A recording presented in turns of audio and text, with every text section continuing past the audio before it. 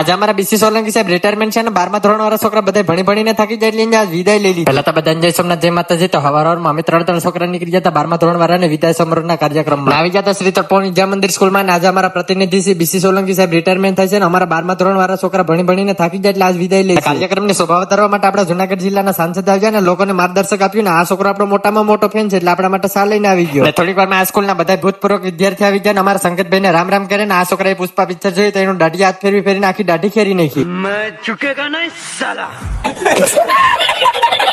હવે કાર્યક્રમ પત્યા પછી જમાડવાનો પ્રોગ્રામ હતો એટલે પહેલી થાળી અમારા બધા ભાઈએ લીધી. એ બધું તો ઠીક, પણ અમારા બધા છોકરા નીચે બેહીને જમે ને આ મરદ ના ફટિયા વીઆઈપી ટેબલ જમે ને કેમેરા વાળા ભાઈને કીધું કે આ બેનું તો ખાસ લઈ જાય. पहले इन लोगों को हराम की खाने की आदत पड़ने दो. ફાઇનલી બધા છોકરાનો વિડીયો ઉતારીને આપણે પણ બેસી જતા જમવા ને આ છોકરાએ ખાધા પછી ચાય પીધી એટલે ખટાશ નહીં. અરે પાડા તારી જિંદગીમાં ધૂળ પડી.